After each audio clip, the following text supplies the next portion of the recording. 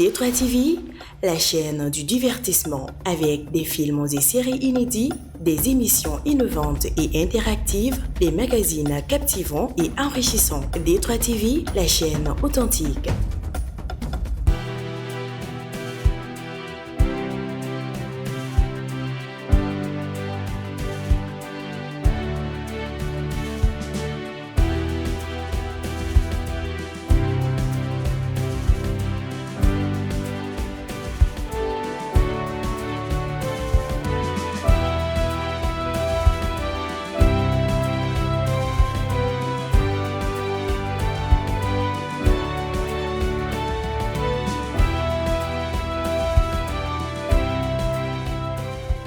Mesdames et messieurs, très chers téléspectateurs de D3 TV, merci de suivre Recto Verso, votre émission quotidienne d'information et de décryptage qui aborde tous les sujets de développement avec un accent particulier sur les thématiques en lien avec la société, l'économie, la culture et les sciences. Aujourd'hui, sur ce plateau, nous parlons encore de VIH-Sida. Nous l'avons dit, nous ne cesserons pas de le répéter. Nous sommes dans le cadre du mois de lutte contre le VIH-Sida et D3 Télévision, en tant que chaîne citoyenne, a décidé d'accompagner les efforts déployés sur le terrain en faveur de la lutte contre le VIH-Sida. Donc nous parlons de VIH-Sida, mais plus particulièrement de la prévention de la transmission mère-enfant. Nous parlons des enjeux liés à cette problématique. Nous parlons aussi des défis structurels en termes de PTME, mais aussi quels sont les efforts qui ont été déployés sur le terrain pour briser la chaîne de contamination de la mère à l'enfant en matière de lutte contre le VIH-Sida. Sur ce plateau, pour en parler, deux experts. L'une nous vient de Arcade Santé Plus en tant que directrice des programmes et l'autre nous vient de la cellule sectorielle de lutte contre le sida, la tuberculose et les hépatites virales. Nous vous faisons découvrir ces deux invités juste après notre jingle intro.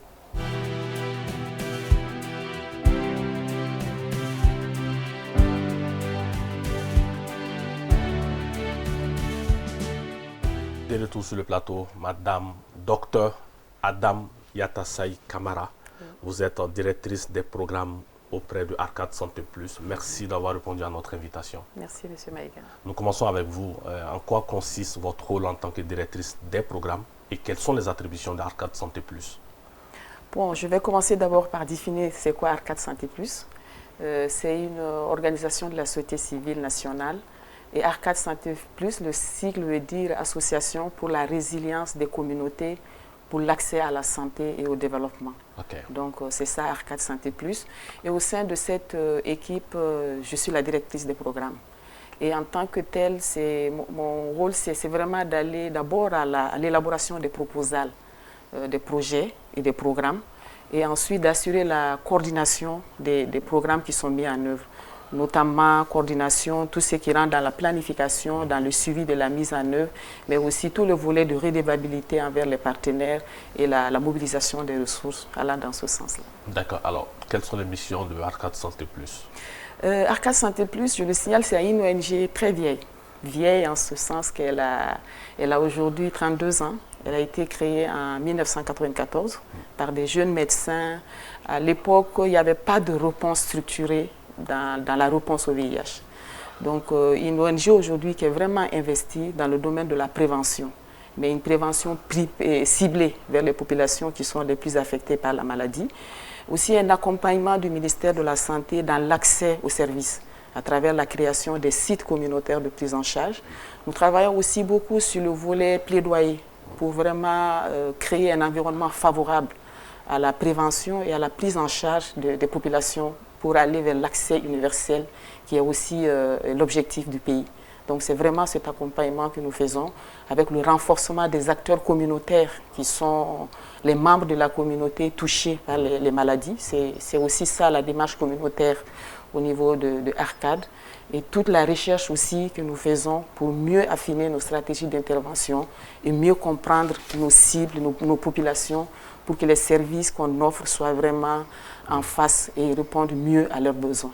Nous en reviendrons. Docteur Mamadou Diop, vous êtes coordinateur adjoint de la cellule sectorielle de lutte contre le sida, la tuberculose et les hépatites virales. Merci d'avoir répondu à notre invitation. Et dites-nous, en quoi consiste le travail de votre cellule sectorielle? Merci beaucoup, M. Maïga.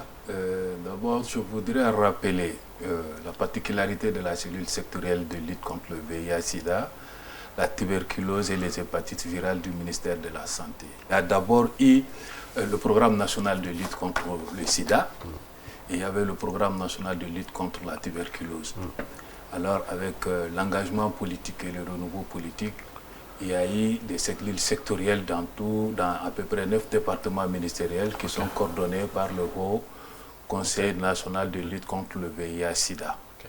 Alors, dans les réflexions, le ministère de la Santé a pensé, dans un but de rationaliser les ressources, aussi bien matérielles, financières que humaines, d'associer le programme national de lutte contre la tuberculose et la lutte contre le VIH-Sida au sein d'une seule unité de coordination.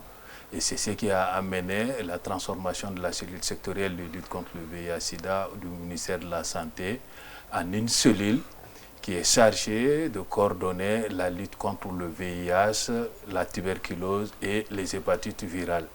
Et ceci pour la simple raison que ce sont des maladies qui cohabitent ensemble et les mécanismes de lutte sont à peu près les mêmes choses pour ces 3 maladies. Alors, on peut avoir une grande synergie d'action et aussi une rationalisation dans la lutte contre ces 3 maladies. Nous en reviendrons, Madame Adam Yatassaï Camara. Alors, concrètement, quelles sont les actions menées par Arcade Santé Plus en matière de prévention et de lutte contre le VIH-Sida?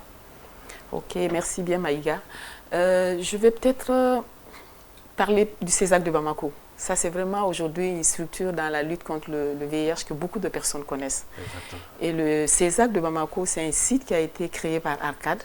En ce moment, c'était plutôt Arcade Sida et non Arcade Santé Plus aujourd'hui, qui est ouvert sur d'autres maladies plus que au-delà du VIH, exactement, qui quand même reste notre, si on peut le dire, c'est notre cœur de métier. Exactement. Donc, nous avons, nos interventions concrètes sur le terrain sont réalisées au niveau des unités opérationnelles. Okay. Vous avez le CESAC de Bamako, nous avons un modèle CESAC à Mopti et nous avons aujourd'hui la clinique des Halles de Bamako. Okay. Donc nous disposons aujourd'hui de 3 sites communautaires qui assurent la prévention et la prise en charge sous ARV des personnes vivant avec le VIH-Sida, avec une contribution à la cohorte nationale qui va jusqu'à 15% de la filative nationale. Okay. Nous travaillons aussi dans le cadre de la prévention ciblée en mettant en place des unités de santé sexuelle. Des unités qu'on a à Kaï, à Ségou, Sikasso, Mopti et Kouchala, qui sont aujourd'hui au nombre de 6 et qui travaillent beaucoup à l'offre des services de prévention. Okay. Nous avons aussi sur le terrain un réseau d'à peu près 500 pères éducateurs, animateurs qui travaillent auprès des populations les plus exposées au VIH. En parlant de populations exposées, je veux parler des travailleuses du sexe, des personnes usagères de drogue, des hommes à haut risque, au niveau desquels aujourd'hui la prévalence nationale est la plus élevée. Exactement. Donc c'est vraiment des actions ciblées de prévention en offrant un paquet de services qui est très étoffé, des moyens de prévention, de la PrEP à la prise en charge des IST. Donc tout ce qui fait que la vulnérabilité diminue au niveau de ces populations pour lesquelles l'incidence est plus élevée et où vraiment le moteur de l'épidémie est en train de tourner dans nos populations. Donc nous avons aujourd'hui un autre fléau au Mali qui est celui de l'usage de la drogue et qui est aussi lié à la question de l'hépatite dont Diop a parlé. Okay. Nous disposons aussi aujourd'hui d'un centre de réduction de risque, un centre RDR. RDR, c'est la réduction de risque par rapport à la consommation de drogue. Okay. Et ce réseau vraiment communautaire de 500, ça inclut aussi les conseillers psychosociaux, les maires mentors qui sont beaucoup investis dans le cadre de la PTM. Je pense que dans la suite du débat, on en parlera. Merci beaucoup. Monsieur Diop, je vous fais réagir un peu sur le rôle de la cellule sectorielle. Dans la lutte contre le VIH-Sida, nous avons noté beaucoup d'acteurs étatiques, beaucoup d'acteurs privés, beaucoup d'acteurs internationaux. Quel est le rôle de la cellule sectorielle dans l'ensemble, dans ce maillage? La cellule sectorielle, comme c'est la structure institutionnelle, c'est elle qui est chargée de faire la riposte sanitaire et de veiller à l'élaboration et à la mise en œuvre de protocoles médicaux et psychosociaux. Et c'est pour cela que je le disais tantôt, qu'elle est chargée de mettre en œuvre la politique de lutte contre le VIH-Sida au Mali en collaboration avec le secrétariat exécutif du Haut Conseil national de lutte contre le VIH-Sida, d'élaborer le plan sectoriel pour la lutte contre le VIH-Sida au sein du ministère de la Santé et du Développement social et de veiller à l'application des protocoles médicaux et psychosociaux de lutte contre les 3 maladies. Aussi d'assurer le renforcement des capacités des prestataires et d'assurer aussi le suivi et la supervision de ces prestataires. Et avec les autres intervenants, notamment les communautaires, nous élaborons les référentiels. Okay. Et c'est pour cela, comme Adam vient de le dire, il y a une diversité d'intervenants au niveau communautaire. Donc c'est la cellule sectorielle de canaliser ces communautaires et de leur donner les directives à suivre en définissant leur cursus qu'il faut et le paquet d'activités qu'ils devraient mener au niveau communautaire en complément des activités menées dans les formations, dans les établissements de santé. Ok, nous terminons cette partie introductive avec une question ouverte à tous les niveaux. Le thème retenu cette année sur le plan national met en avant la nécessité d'aller vers un financement souverain au regard des financements extérieurs qui se font de plus en plus rares. Vous, aujourd'hui, en tant qu'actrice, quel est votre regard sur ce thème? Est-ce qu'il était important aujourd'hui d'avoir un thème comme ça, de poser cette problématique du financement à l'aune des difficultés que traverse le Mali? Oui, je pense que oui. En fait, cette diminution est beaucoup plus ressentie parce qu'on a une très forte dépendance de la riposte VIH par rapport au financement extérieur. Je prends à titre d'exemple l'analyse à un moment du paysage financier montrait à peu près 70% des financements qui nous viennent. Et la grande majorité de ces financements, ce sont les médicaments. Je pense que Dr Diop est en phase avec moi à ce niveau. C'est de gros montants qui sont investis là. Et la contribution de l'État à l'acquisition des médicaments qui rentrent aujourd'hui dans la prise en charge du VIH n'est pas très élevée. Okay. Et revenir aujourd'hui à la souveraineté de ce financement est une nécessité. Parce que même au niveau extérieur, nous voyons aujourd'hui à quoi le monde est exposé, des crises multifactorielles partout, un sentiment peut-être de nationalisme qui existe où chacun, dans l'aide, veut d'abord prioriser les problèmes internes, ce qui est aussi... on ne peut pas accuser forcément les donateurs par rapport à ça. Je pense que c'est bon que nous prenions cette décision aujourd'hui d'aller dans ce sens. Et il y a un bon moment, le plaidoyer des acteurs communautaires, c'était vraiment ça. Okay. Que vraiment les financements soient domestiques, que l'État aussi, par rapport aux promesses qui ont été tenues depuis Abuja, où il était dit que 15% des budgets des pays allaient aller dans la lutte contre le VIH. Donc très peu aujourd'hui de pays sont en train d'être en phase avec cet engagement. Donc aujourd'hui, nous pensons vraiment qu'il est temps que la souveraineté aussi se manifeste à ce niveau et que nos stratégies nous soient les plus adaptées parce que ce sont nos financements et ce n'est pas des éducations, des directives qui vont venir d'ailleurs, mais c'est vraiment notre réponse, nos fonds, nos stratégies, c'est vraiment nous. Alors je vais être sûr avec vous sur un point. Quand vous dites 15% des budgets des pays, c'est effectivement le budget dédié à la santé. Dédié à la riposte contre le VIH-Sida. À la riposte contre le VIH-Sida. Ok, on continue. Justement, je voudrais rebondir sur cette question. La déclaration d'Abuja, effectivement, veut que 15% des budgets des États soient consacrés à la santé. Et je crois que le Mali a fait des progrès dans ce sens-là. Nous étions aux alentours de 6 à 7% du budget national consacré à la santé. Okay. Mais spécifiquement par rapport au sida, c'est vrai, nous dépendons du financement extérieur, mais il faut reconnaître aussi que l'État fait suffisamment d'efforts dans ce sens. Comme vous voyez, j'ai dit la lutte est centrée sur les ressources humaines d'abord. Exactement. Alors, l'État dispose vraiment des ressources humaines compétentes et qualifiées avec toutes les commodités qu'il faut pour assurer ce travail de coordination d'ensemble. Et ça, c'est à la charge de l'État. En plus de ça, l'État contribue chaque année à la hauteur de ce moyen par rapport à l'acquisition de médicaments, des tests de dépistage et des intrants nécessaires au dépistage et à la prise en charge des malades du VIH-Sida. Nous sommes d'accord qu'effectivement, en dehors même du VIH-Sida, actuellement dans notre pays, nous sommes dans la mouvance de la souveraineté nationale. Exactement. Et quand on parle de souveraineté, c'est sur tous les plans. Et nous nous inscrivons beaucoup dans les perspectives dans cette souveraineté. Et c'est pour cela que nous multiplions les efforts pour la mobilisation des ressources, non seulement de l'État, mais aussi des ressources à l'intérieur du pays, ce qu'elle a appelé les ressources domestiques. Okay. Et nous sommes dans cette mouvance et c'est un de nos rôles aussi de galvaniser et de motiver la recherche de ressources au niveau local. Voilà, mesdames et messieurs, introduite la première partie de cette émission consacrée à la PTME. Nous revenons sur le plateau pour le débat de fond.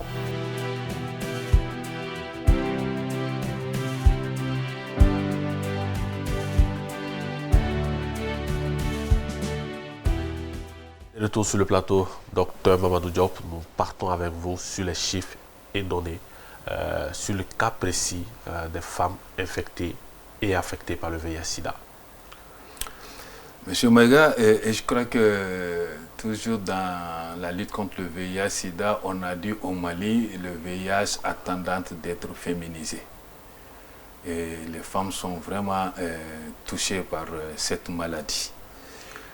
Quand on veut parler des chiffres exactement, selon les estimations, en 2025, la prévalence est de 0,76% dans la population générale. Okay. Et elle est environ de 1% dans la population des femmes âgées de 15 à 45 ans. Okay. Donc vous voyez que les femmes dépassent de plus les hommes. Et en plus de ça, quand on prend en termes de nouvelles infections, à peu près 28% des nouvelles infections surviennent chez les femmes âgées de 14 à 29 ans et des femmes qui sont sexuellement actives, connaissant bien les voies de transmission du VIH. Alors, quand on vient encore dans le cadre de la PTME, puisque ce sont les chiffres de 2024 qui sont complètes et variés à ce jour. Alors, c'est des chiffres de routine. Donc, la PTME, elle est menée au niveau de consultations prénatales, c'est-à-dire les femmes enceintes qui viennent lors des visites de surveillance de grossesse. Okay. Et en 2024, dans nos sites de mise en œuvre de la PTME, nous avons enregistré à peu près 725 000 femmes, nouvelles femmes enceintes qui sont venues pour les visites de la CPN. Et parmi ces 725 000 femmes, nous avons pu quand même faire le test à 672 124 femmes. Et parmi ces 672 124 femmes, il y a eu 1512 femmes qui étaient positives au sida, soit un taux de positivité de 0,22%. Et toutes ces femmes, rassurez-vous, sont prises en charge correctement et sont sous ARV pour réduire les risques de la transmission de la mère à l'enfant. Et en plus de ça, comme résultat, nous avons au niveau des enfants qui sont nés de ces mères séropositives, où à peu près 80% naissent sans être infectés pendant la grossesse et pendant la période de l'accouchement. Alors pour la compréhension de nos téléspectateurs, je vais vous faire réagir sur... Vous venez de donner des chiffres, vous avez évoqué des centres communautaires. Quels sont ces centres communautaires qui relèvent de ces observations? Aujourd'hui, nous avons un réseau de 1552 établissements de santé au Mali qui mènent des activités de PTME. Et la PTME, c'est la prévention de la transmission de la mère à l'enfant pendant la grossesse, au moment de l'accouchement et pendant la période de l'allaitement. Et ça, c'est une stratégie connue au plan international et qui repose sur 4 piliers, à savoir la prévention de l'infection primaire du VIH, la prévention des grossesses non désirées chez les femmes infectées par le VIH, la prévention de la transmission de la mère à l'enfant de la femme affectée à son enfant et le traitement, les soins et l'accompagnement psychosocial des femmes et des enfants affectés par le VIH-Sida. D'accord. Donc c'est un paquet d'activités qui se mènent pendant la surveillance prénatale et même pendant le jeune âge de l'enfant jusqu'à ce que l'enfant ait 18 mois, sinon plus. Ok. Madame Diop, Camara. Oui. Non, Madame Camara Yatassaye. Adam Yatassaye. Exactement. Oui. Vous avez quelques éléments à ajouter sur ces différents points? Oui, juste peut-être parler un peu de cette féminisation du VIH, qui c'est vrai, c'est un peu l'image au niveau mondial, mais au Mali, du fait pour la femme de sa vulnérabilité biologique, mais il faut dire aussi qu'au Mali, il y a tout un profil social, une société aussi patriarcale qui expose beaucoup plus la femme au VIH, notamment les mariages précoces qu'on observe, les phénomènes de dépendance économique. Aujourd'hui, être aussi en capacité de pouvoir demander des rapports protégés, ce n'est pas donné à toutes les femmes. Exactement. Du fait de cette dépendance qui est là, mais aussi du fait de l'accès faible à l'information, qui fait que le choix n'est pas là. On a le choix quand on a beaucoup d'informations et on peut faire, voilà, tel risque, je prends cette décision par rapport à... Exactement. Donc cette information de base, les femmes ne l'ont pas, les filles ne l'ont pas aujourd'hui. Et je pense que Diop, quand il a parlé d'un premier volet de la PTME. Parce que la PTME, ça commence d'abord auprès des femmes en âge de procréer, donc auprès des filles, auprès desquelles il faut donner les informations nécessaires pour négocier la rentrée, voilà, la rentrée dans la vie reproductive, avoir suffisamment d'informations pour toujours cette question de pouvoir faire des choix éclairés et les bons choix pour vraiment minimiser ce risque. Donc cet éventail est assez réduit chez les femmes et ce sont des éléments aussi qui s'ajoutent à la vulnérabilité biologique des femmes à être dans la situation d'être plus touchées que les hommes. Sur nos sites, nous avons à peu près 66% de la file active qui sont des femmes. Donc c'est vraiment ce commentaire que je voulais ajouter. Alors comment se manifeste le mécanisme de PTME? Je voudrais que vous partiez, si possible, avec des exemples concrets. Une femme qui arrive à l'hôpital, à partir de cet instant, comment se déploie le dispositif de PTME? Merci. Je l'ai dit, la porte d'entrée, c'est la consultation prénatale. Alors, selon les normes et procédures en santé de la reproduction, la femme doit commencer les visites prénatales dès le premier mois de la grossesse. Alors, de son premier contact avec les services de santé, il y a un paquet de services qui est offert. Et dans ce paquet de services, il y a le counseling pour le VIH. Et quand on fait le counseling, on prépare bien la femme. Counseling? Oui. La définition du counseling pour nos téléspectateurs? Le counseling, c'est un entretien direct entre le prestataire et la femme enceinte pour la convaincre, pour l'informer du test de dépistage du VIH. C'est bien fait pour la femme et pour son enfant et pour la famille. Alors si on convainc la femme, on fait ce counseling, pré-test, et on lui fait le test même, immédiatement. Et les tests, immédiatement, les résultats sont disponibles. C'est des tests rapides qui sont faits au niveau de toutes les maternités qui mènent cette activité. Donc les tests sont disponibles. Et quand on fait les tests, et immédiatement, avant la sortie de la femme, on a les résultats. Et après le résultat, on informe la femme. Si c'est négatif, on lui donne des conseils pour la prévention. Et si c'est positif, on l'enrôle dans le circuit de la prise en charge et on lui donne les médicaments, des ARV prophylactiques pour que son enfant ne puisse pas être infecté pendant la grossesse, au moment de l'accouchement et même après la naissance de l'enfant. Et après la naissance de l'enfant, on fait un test encore pour voir l'efficacité de ces médicaments. Quand la femme suit bien la prophylaxie pendant la grossesse, à la naissance, avant 2 mois, on fait les tests pour voir si l'enfant n'est pas infecté. Et à 18 mois encore, on reprend le test À partir des 18 mois qu'on peut confirmer que cet enfant n'a pas été infecté et que la PTME a été efficace.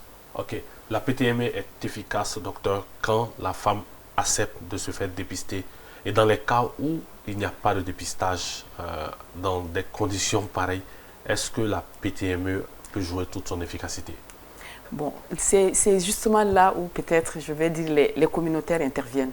Parce que le circuit décrit par Dr Diop, c'est là où la femme vient au niveau des centres de santé. Nous savons sur la base des statistiques qu'il y a à peu près 70% des femmes enceintes qui sont vues en CPN. Okay. Il y a 30%. Donc le communautaire, c'est ce travail-là. Pour que celles qui sont enceintes et qui ne sont pas venues vers la consultation prénatale d'abord, qui constitue la porte d'entrée, viennent au niveau de la consultation prénatale.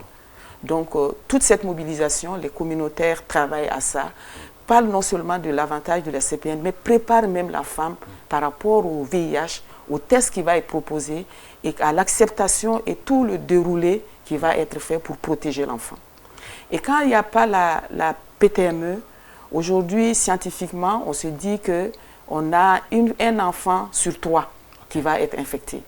Donc, or, l'objectif aujourd'hui, c'est vraiment de faire en sorte que chaque femme séropositive puisse donner naissance à un enfant qui est séronégatif. Exactement. Exactement. Et donc, ce 100%-là, c'est ça l'objectif national que nous cherchons à atteindre. Et les communautaires travaillent pour que celles qui ne sont pas allées à la CPN aillent. Et celles qui, durant la grossesse, ne sont pas allées, nous faisons aussi ce qu'on appelle des activités de stratégie avancée pour aller vers celles qui sont enceintes mais qui n'ont pas fait la CPN pour qu'elles retournent. Pour qu'au moins, même si la période d'exposition de la grossesse a été une réalité, que l'accouchement et après l'accouchement aussi soient des périodes qu'on puisse protéger par rapport à la transmission de la mère à l'enfant. Parce que ce sont vraiment ces 3 phases. Pendant la grossesse, pendant l'accouchement et la période de l'allaitement. Ok. Alors, docteur Diop, concrètement, quelles sont les actions qui sont mises en œuvre pour prendre en charge ces femmes qui sont infectées par le VIH-Sida? Comme je le disais tantôt, à partir du moment où la femme est dépistée positive au VIH-Sida, l'État fait des efforts pour rendre disponibles les médicaments antirétroviraux de prophylaxie. C'est systématique? C'est systématique et gratuit. Okay. C'est systématique et gratuit. Okay. Et au cours de la grossesse, il y a certains bilans de suivi que l'on fait. Et c'est normalement à partir du 8e mois, on doit faire la charge virale de la femme pour voir réellement si elle a une charge virale importante, sinon même supprimée. Et ceci peut prédéfinir aussi la probabilité de la transmission de la femme à l'enfant. En plus de cette prise en charge de ça, nous rendons disponibles les protocoles. Nous élaborons le protocole que l'on met à la disposition des prestataires et nous formons ce prestataire dans ça. Et aussi, comme elle l'a dit, en collaboration avec les communautaires, nous élaborons les paquets d'activités que les communautaires doivent mener avant que les femmes atteignent les formations sanitaires et pour les persuader du bienfait de la consultation prénatale et y compris le test de dépistage du VIH-Sida. Alors ici, vous parlez d'un contexte normal. Alors qu'en est-il de cette situation dans les contextes anormaux, par exemple dans les zones sous couverture djihadiste où il y a un problème d'insécurité, où il y a un problème d'acheminement des médicaments? Jusqu'ici, en tout cas, nous parvenons à acheminer les médicaments partout dans le pays où nous intervenons. Et je voudrais dire que nos services couvrent l'ensemble du pays. En fait, la lutte contre le VIH-Sida n'est pas dissociée du système de santé du Mali. Partout où il y a l'État et les établissements de santé de l'État et les agents de santé de l'État, nous rendons disponible tout ce paquet de services, y compris les médicaments et les tests de dépistage. La réalité, madame, aussi est que, fort heureusement, partout à travers le pays, le dispositif sanitaire est resté intact. Est-ce que cela aussi n'a pas une opportunité dans le cadre de la PTME? Oui, c'est une opportunité parce que, comme il a dit, on ne va pas forcément dissocier les structures publiques des acteurs communautaires. Exactement. Parce que même dans les zones à conflit, dans les zones nord et centre du pays, les acteurs communautaires sont là. Exactement. Et continuent à assurer cette continuité de service, mais toujours en lien avec les formations sanitaires, Exactement. dans les districts sanitaires et les aires de santé qui sont les niveaux les plus périphériques. Ok. Donc cette continuité est là et cet accompagnement communautaire fait aujourd'hui qu'on arrive à mettre à disposition les tests, qu'on arrive aussi à faire l'acheminement des intrants avec le partenariat d'autres structures qui sont dans les zones à conflit, notamment les ONG humanitaires. Okay. C'est des corridors que le ministère emploie avec les acteurs communautaires pour que les populations les plus éloignées des structures ne soient pas complètement en rupture. Okay. Parce que, comme on l'a dit, le traitement ARV, c'est un traitement à vie. Donc, plus il y a des ruptures, plus il y a des risques de résistance qui existent. Voilà. Okay. Donc, cette continuité, on arrive encore à l'assurer avec l'implication des communautés et d'autres acteurs terrain, notamment aussi les collectivités qui appuient beaucoup pour que cette continuité soit une réalité. Alors, docteur Diop, quels sont aujourd'hui les véritables enjeux en matière de PTME, les vrais enjeux? En matière de PTME, les vrais enjeux, comme on l'a dit, c'est d'abord les défis, si je peux parler en termes de défis, c'est d'amener toutes les femmes à la consultation prénatale, parce que c'est la porte d'entrée. Alors, s'il y a un autre défi que nous comptons relever, comme nous sommes une cellule qui a en charge 3 programmes, en plus même des infections sexuellement transmissibles, et dans la perspective, nous comptons élargir la PTME à la triple élimination.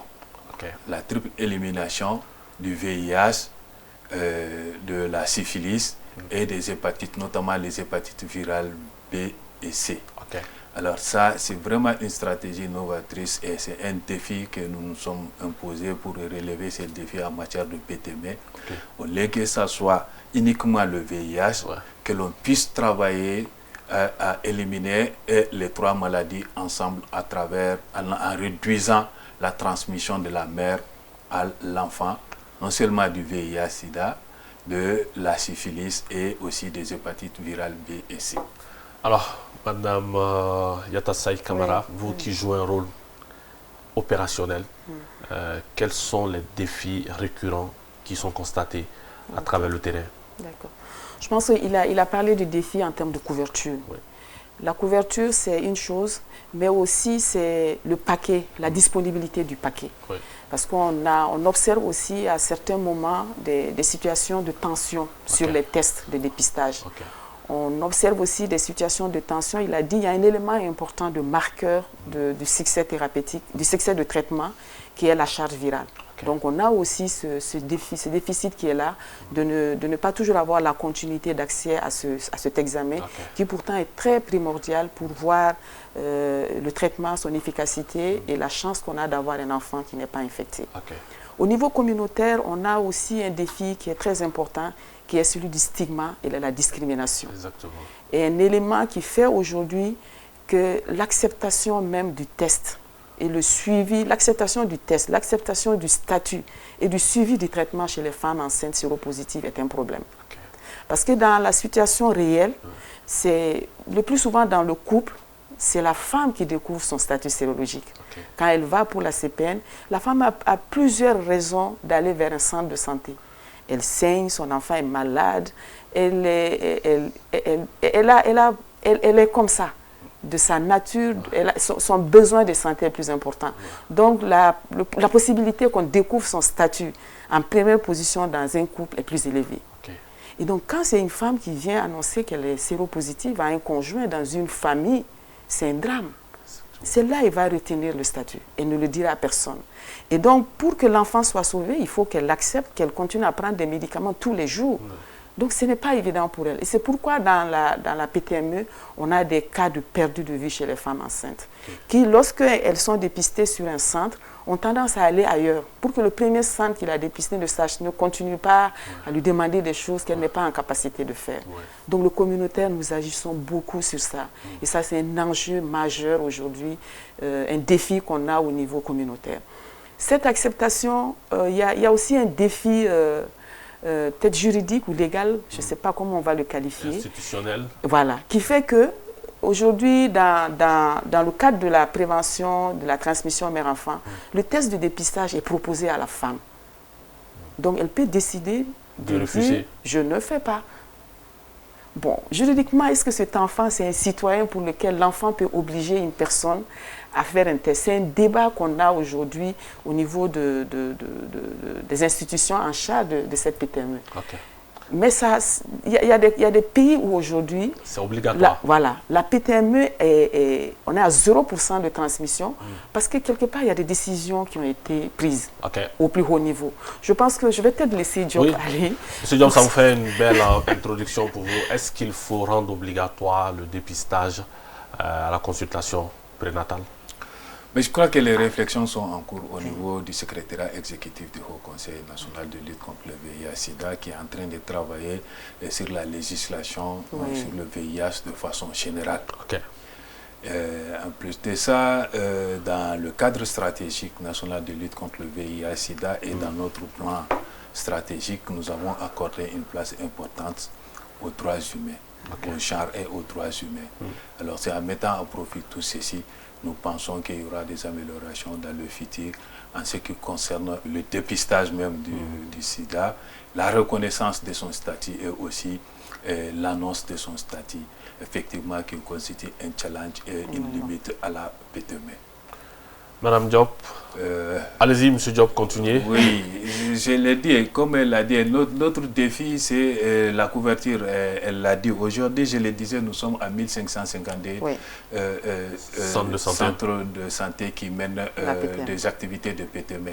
Alors, notre défi est que toute structure, tout établissement de santé aujourd'hui qui mène des activités de santé de la reproduction puisse intégrer selon les normes et procédures, la PTME. Et là, je vais parler des structures privées, les cabinets des sages-femmes et aussi les maternités rurales aussi. Le second défi avec la situation actuelle du pays, c'est les mouvements de population. Alors, le défi, c'est de suivre les malades, les femmes enceintes qui suivent les mouvements de déplacés pour assurer la continuité de soins. Et Dieu merci, comme elle l'a dit, nous avons des moyens et des stratégies pour pouvoir contourner tout ceci, pour suivre les populations partout à l'intérieur du pays, qu'ils soient déplacés internes ou retournés. Nous avons les moyens et les stratégies pour les suivre, pour assurer la continuité des soins. Alors, Madame Yatassaye, au-delà de ces défis et de ces enjeux, il y a forcément de beaux succès en termes de PTME. Quels sont aujourd'hui les acquis concrets dont vous êtes fiers? Ok, bon, disons que, parce que pour nous, l'analyse PTME, c'est la question aussi de l'homme et de la femme. Donc nous sommes aujourd'hui arrivés dans certaines localités, je vais parler peut-être des succès au niveau communautaire et laisser... on est arrivé à faire en sorte que les hommes commencent à s'impliquer sur la question de la PTME. Donc la question non seulement PTME, mais tout ce qui est consultation prénatale, santé de la mère et de l'enfant. On a des engagements aujourd'hui, on a été amené à mettre en œuvre une stratégie qu'on appelle le papa modèle. Où on a défini dans les districts à problème les hommes qui viennent accompagner les femmes pendant la consultation prénatale, les femmes qui assistent à l'accouchement et qui acceptent de se faire dépister après avoir encouragé la femme à aller vers le dépistage. Donc nous avons fait cette campagne un peu dans le Mali où il y a des papas modèles qui ont été identifiés et parmi lesquels aussi on a désigné des papas champions. Donc ce mouvement communautaire, cet engagement communautaire quand même, nous sommes arrivés à l'avoir. Et je pense que par ricochet, ça a aussi permis d'améliorer l'acceptation du test et aussi le suivi du traitement. Parce que tout homme qui est papa modèle, c'est celui qui sait le statut de sa femme, qu'elle soit positive ou négative, mais accepte aussi de l'accompagner dans des soins pour que l'enfant... Parce qu'on met la question autour de l'enfant qui va naître, qui aussi... on ne doit pas le mettre au monde malade. Exactement. Surtout qu'on a les moyens de réduire ce risque. Exactement. Donc c'est vraiment appeler les hommes à s'impliquer pour que les femmes ne se sentent pas seules, isolées devant ce fléau qui est là. Et vraiment de les amener à accompagner. Et je pense que c'est un challenge auquel on est arrivé un peu. Ok, dans la notion de responsabilité parentale, oui. Vous avez aussi touché un point, vous avez évoqué tout de suite des districts à problème. Oui. Quels sont ces districts à problème? Qu'est-ce qui justifie ces problèmes et qu'est-ce qui est fait pour les sortir de ces problèmes? Ok. District à problème, on le qualifie à partir des données. Ok. Parce que nous savons aujourd'hui, sur la base de données, le nombre de femmes enceintes attendues dans tel district sanitaire. Par exemple, on va parler du district sanitaire, on est en commune 6. Exactement. Du district sanitaire de la commune 6. Et on voit sur l'ensemble des données de la commune 6, sur ce nombre de femmes attendues, combien sont venues, combien ont accepté, et combien ont été sous traitement, et combien ont vraiment accouché sous traitement, et combien ont fait le suivi de l'enfant. Plus la cascade n'est pas bonne, elle descend pas bien, exactement. Alors on dit là c'est un district où il faut voir, il faut faire des interventions communautaires pour booster ça. Donc ça c'est vraiment une analyse situationnelle qui est réalisée au niveau du programme, qui partage avec les communautaires pour qu'on puisse savoir où est-ce qu'il faut placer les points pour que vraiment l'ensemble des données puissent être remontées. Ok, d'accord. Monsieur Diop. Oui, sur la question, je crois que nous, on vient juste de terminer une analyse que nous avons entreprise depuis 2024. L'analyse de la mise en œuvre de la PTME dans différentes régions au Mali de 2021 à maintenant. Et cette analyse nous a montré que vraiment si on veut booster la PTME, il faut concentrer les efforts dans certaines régions qui enregistrent le plus de gaps en termes de couverture, en termes d'atteinte des objectifs. Alors, dans ces régions aussi, on a approfondi l'analyse à l'intérieur des régions. Nous sommes toujours sur l'ancien découpage administratif. Alors, nous avons identifié les régions qui contribuent beaucoup plus au GAP. Et dans chaque région, nous avons amené une analyse pour savoir quels sont les districts encore qui tirent la région vers le bas. Alors, à la suite de cette analyse, nous avons organisé des concertations dans les différentes régions pour recueillir l'acquisition des acteurs. Tous les acteurs, aussi bien communautaires, de la société civile, les prestataires de santé, nous les avons réunis. On a échangé et ceci nous a abouti à quelque chose pour vraiment donner des orientations stratégiques, des axes stratégiques pour booster encore plus la PTME. Et à la suite de ça, nous comptons, à l'occasion de ce mois de décembre, organiser un atelier de plaidoyer avec les résultats de ces concertations pour dire voilà ce qui en est de la PTME réellement au Mali, voilà où nous en sommes et voilà ce qu'il nous faut pour arriver à notre objectif, à savoir zéro transmission de la mère à l'enfant. Et je voudrais continuer par rapport à votre question concernant les acquis en matière de PTME au niveau institutionnel. Nous avons aujourd'hui, en collaboration avec l'Office national de la santé et de la reproduction, il est introduit dans les normes et procédures de la CPN, de la consultation prénatale, les dépistages, le counseling et le dépistage du VIH-Sida. En un mot, la PTME fait partie intégrante de la surveillance de la grossesse, que la femme soit positive ou pas. On les surveille. Ça, c'est déjà un acquis. En plus des directives pour la prise en charge des cas. En plus de ça, depuis un certain nombre d'années, on a un centre d'excellence en PTME qui se trouve en commune 5. Et ce centre accueille régulièrement les prestataires, les agents de santé qui sont chargés de la surveillance de la grossesse, de l'accouchement et de la surveillance de la petite enfance. Ces centres les accueillent régulièrement pour la formation théorique et pratique dans le cadre de la PTME. En plus de ce centre, il y a le centre d'excellence pédiatrique aussi qui se trouve au niveau de Gabriel Touré, qui se charge de la prise en charge spécifique des enfants et jusqu'aux adolescents. Et ça, ce sont des acquis. En termes de couverture aussi, je le disais tantôt, en moins de 2-3 ans, nous avons passé à peu près de 400 à plus de 1552 établissements de santé qui offre le paquet de services. Et laissez-moi vous dire que pour pouvoir offrir le paquet de services de la PTME, il y a un ensemble d'activités qu'il faut mener au préalable. D'abord, il faut former le personnel sur place, il faut rendre disponibles les intrants, il faut rendre disponibles les supports.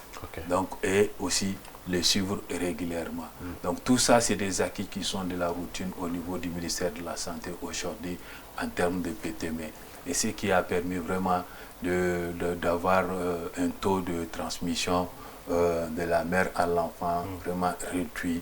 Selon les dernières estimations, on était à peu près environ à moins de 30% de transmission de la mère à l'enfant pendant la période de grossesse et à moins de 18% au moment de l'allaitement. Madame Yatassaye, est-ce que vous, aujourd'hui, en tant qu'opérationnel, vous êtes un peu satisfait du mécanisme global de PTME au Mali? Il y a des avancées notables, comme l'a dit Dr Diop, mais il y a encore du chemin à parcourir. Il y a encore du chemin à parcourir. Entre accepter, aller à la CPN, connaître son statut et vraiment suivre le traitement. Parce que ça, c'est vraiment le défi qui est là. Les femmes qui commencent, même pour la CPN simple, les 4 CPN qui sont les normes au niveau pays ne sont pas toujours respectées. On a moins de 50% des femmes enceintes qui suivent les 4 CPN. Et à l'intérieur encore, le taux de femmes perdues de vue par rapport au suivi sous-arrivé est aussi un élément important. Je pense que les efforts aussi doivent être concentrés à ce niveau. En avant, sur tous les 4 volets en fait. De la femme en âge de procréer, de celle qui est infectée, de celle qui est enceinte, et de celle qui est enceinte et qui suit le traitement, pour que vraiment on arrive à zéro transmission mère-enfant. Mais c'est important qu'on sache que c'est possible. Parce qu'il y a des gens qui ont réussi, il y a des pays qui ont réussi à le faire. C'est non seulement la volonté, mais c'est aussi des décisions qu'il faut prendre. C'est aussi des stratégies, M. Diop, parce qu'il faut aussi sortir un peu du cadre surtout sanitaire et impliquer peut-être les médias, les légitimités traditionnelles. Est-ce qu'il y a un travail qui est fait à ce niveau?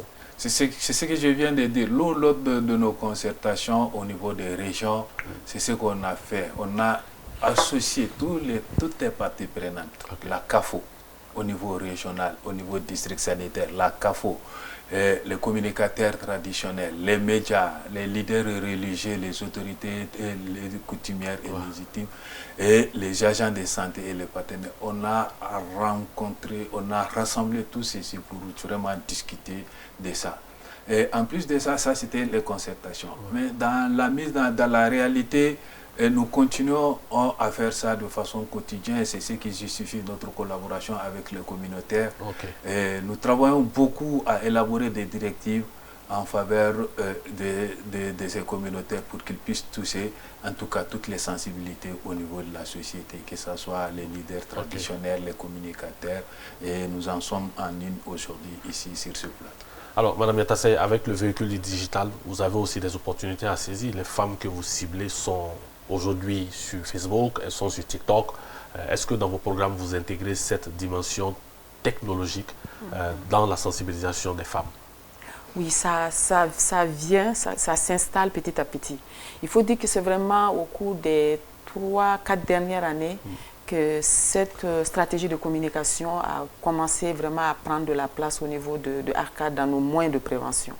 Nous avons la prévention virtuelle qui est réalisée vraiment auprès d'une population qui sont les hommes à haut risque, les femmes à haut risque, qui sont assez sur les réseaux sociaux.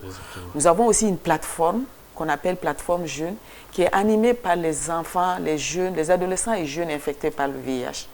Donc, ils font des sessions qui animent et à travers les vidéos, ça se partage dans le groupe et les différents réseaux Facebook et tout ce qu'ils ont pour que les petits messages passent. Et présentement, nous avons, je pense, peut-être, je ne sais pas si c'est la terminologie va me manquer. Oui, les podcasts. Donc ça aussi, c'est une innovation qu'on a avec les capsules vidéo qui ont été longtemps diffusées sur les réseaux sociaux, même au niveau des chaînes, voilà, pour que les femmes passe les messages. C'est vraiment des petites scènes, pas longues, mais qui donnent suffisamment de messages pour que les femmes comprennent, que ça soit aussi sujet de discussion dans les marchés entre les femmes, pour que les informations passent. Donc c'est vraiment un créneau qui est en train d'être investi et nous continuons là-dessus. Et la collaboration avec les médias aussi, ça aussi c'est une réalité. Il y a eu des sessions de formation. Comme je le disais, un des axes stratégiques au niveau de l'ARCAD, c'est aussi le renforcement des compétences de tout ce qui est acteurs communautaires. Et pour nous, dans ce paquet, les hommes des médias aussi rentrent là-dedans, comme les hommes porteurs de tenue. Voilà, mesdames et messieurs. Nous observons une courte pause et nous revenons pour la conclusion, bien entendu, avec notre rubrique Un autre regard.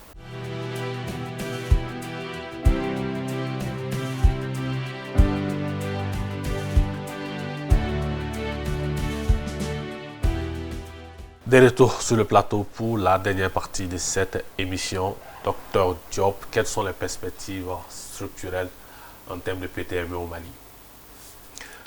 Je le disais tantôt, en termes de perspective structurelle, nous, à notre niveau, c'est beaucoup plus aller vers la triple élimination du VIH-Sida, des hépatites virales et de la syphilis, qui sont des infections majeures aujourd'hui au niveau de la femme qui se transmettent vers l'enfant. Donc vraiment, nous voulons aller vers cette triple élimination. Un autre défi, c'est que de façon générale, la lutte contre le VIH-Sida, on ne cesse de le répéter, est multisectorielle et multidisciplinaire.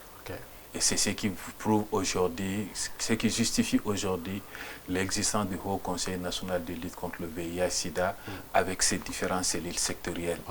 Et au niveau des cellules sectorielles, je crois qu'il faut renforcer. C'est la cellule sectorielle du ministère de la Santé seulement qui assure la prise en charge, le dépistage et la prise en charge des traitements. Les autres cellules ont un rôle de mobilisation sociale. Alors, le défi, c'est de voir au niveau de ces deux autres cellules, de renforcer la communication, la sensibilisation et l'information au niveau des médias, au niveau des écoles, au niveau des universités, au niveau du ministère de l'enseignement, de l'éducation nationale. Et vraiment, il faut être agressif en termes d'information et de communication à ce niveau-là, pour vraiment que les jeunes puissent être indépendantes et prendre les décisions qu'il faut en termes de procuration, en termes de se protéger contre les infections sexuellement transmissibles de façon générale, mais aussi le VIH-Sida et les hépatites virales. Docteur Yatassaye Camara, naturellement qu'il faut revoir le segment financement. Oui, je dirais bien oui, parce qu'on a quand même au niveau communautaire des innovations qui ont fait preuve vraiment de succès, de plus-value dans la réponse communautaire, dans la réponse à la PTME, là où ces innovations ont été réalisées. Mais ce sont vraiment des initiatives à petite échelle pour lesquelles aujourd'hui, avec l'État, le financement domestique, si on arrivait à avoir plus de fonds pour que la réponse communautaire à la PTME aussi soit mieux soutenue et plus étendue, et je pense que ça peut être aussi une alternative vraiment vers l'élimination de la transmission mère-enfant. Un élément aussi qu'on avait quand même discuté, c'est comment trouver ce juste milieu dans un cadre juridique ou légal qui, sans exposer la femme, quand même protège l'enfant qui va naître. On a vu, c'est vraiment de voir comment les autres sont arrivés, parce que nous savons que c'est quand même un dépistage qui est systématique, mais pas proposé systématiquement, mais qui est réalisé systématiquement. C'est vraiment de voir comment on peut aller à protéger cet enfant. Parce que la PTME reste la porte. Quand on ne ferme pas ce robinet, les enfants vont continuer à naître avec le VIH. Et la chaîne de contamination va être maintenue. Voilà. Donc il faut qu'on arrive à ça. Et ça, c'est vraiment un élément important. En termes de perspective, c'est vraiment qu'on arrive à trouver ce juste milieu. Qu'on n'expose pas la femme, mais qu'on protège aussi cet enfant, ce nouveau citoyen qui va venir. Et l'engagement communautaire, nous le saluons. À travers les mères mentors, qui constituent aussi une stratégie communautaire qu'on a mis en place, ces femmes sont très dynamiques dans les communautés. Elles font non seulement PTME, mais elles font tout ce qui est santé de la mère, de l'enfant, implication des hommes, dialogue vraiment sur cette question de la santé de la mère et de l'enfant dans les communautés. Plus de financement domestique, plus de soutien pour les communautés, plus d'engagement communautaire, un cadre légal qui, qui est favorable. Dr Diop, un aspect aussi qui est très important tout au long de cette émission, vous avez évoqué subsidiairement la question du VIH en lien avec la tuberculose, en lien avec les hépatites. Juste pour la compréhension globale, est-ce que vous avez des chiffres, vous avez des données sur ces différentes pathologies? On a aujourd'hui à peu près 15 à 20% de nos malades du VIH qui souffrent de la tuberculose. Alors, c'est pour cela qu'on a dit le VIH et la tuberculose sont des maladies jumelles. Et il en est de même que pour les hépatites virales parce que le tout se base sur un terrain immunodéficitaire. Donc, c'est ce qui rend vraiment la cohabitation ou que une seule personne puisse vivre avec les 2 ou les 3 maladies à la fois. Donc c'est vraiment un réel problème de santé publique, cette comorbidité. Et quand on regarde les décès des malades tuberculeux aujourd'hui, et des malades de VIH, la plupart des malades du VIH meurent de la tuberculose. Alors sur les personnes affectées par ces maladies, en termes de nombre, est-ce qu'il y a plus de personnes qui sont infectées par le VIH que par la tuberculose ou les hépatites? Aujourd'hui, on a des données, en tout cas sur l'ensemble des 3 maladies, mais pas des données croisées. Mais en termes de VIH, je crois qu'on a une file active qui va au-delà de 75 000 patients. Mais la différence est que le VIH est une maladie à vie. Quand on l'a toujours. Mais la tuberculose, elle guérit.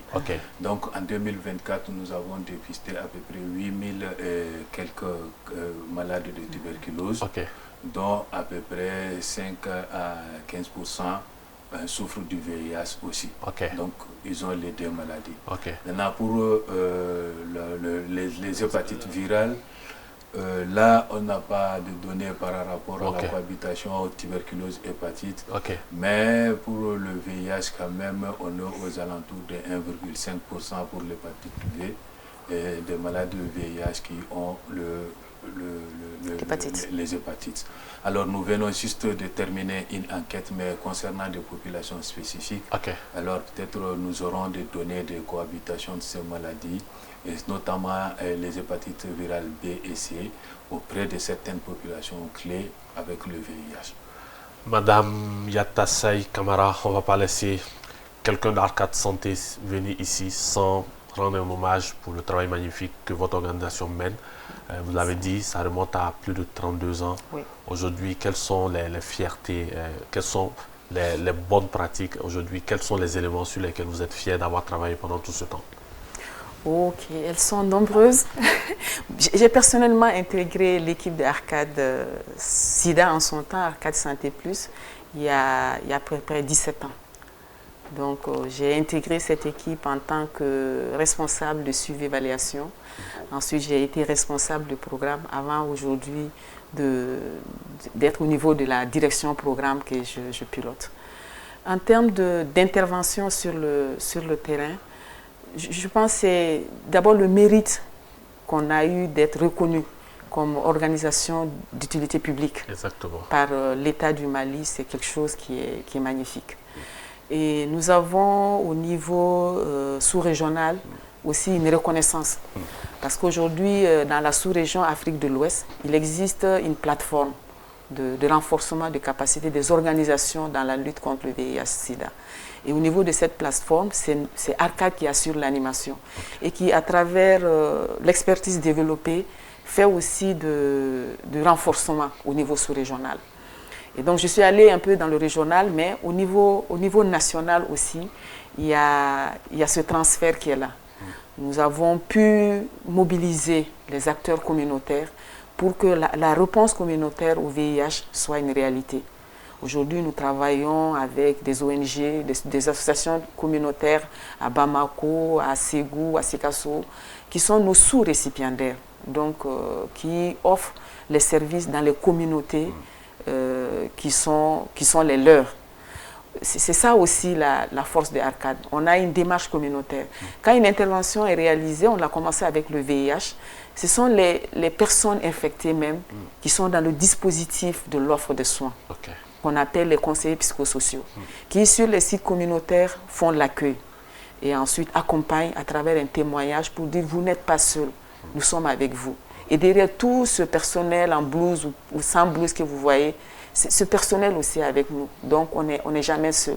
Cette démarche, on l'a fait quitter les sites communautaires pour l'intégrer dans les structures publiques à travers un modèle qu'on appelle USAC, les unités de soins intégrés, qui aujourd'hui sont des entités qui ont vraiment été prises par le ministère de la Santé.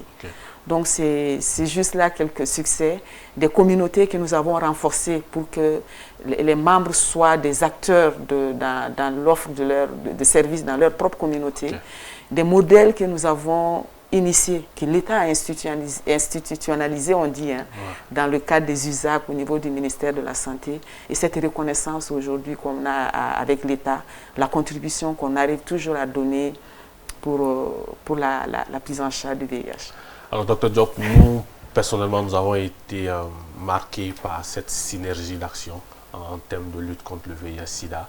Il y a un bel exemple, il y a un travail collectif qui est mis en œuvre et il y a de bonnes pratiques qui sont valorisées. Alors, quel est le secret aujourd'hui de cette dynamique collective?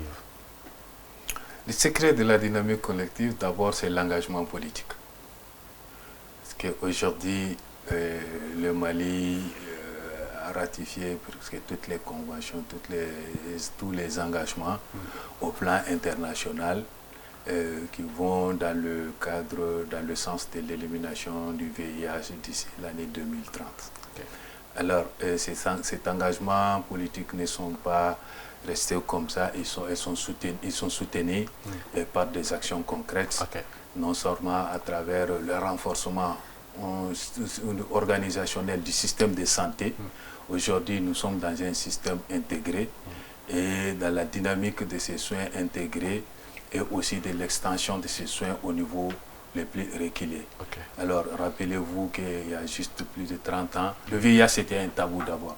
On est parvenu à percer ce tabou, à rendre disponibles les médicaments et vraiment à rapprocher encore ces médicaments davantage de patients.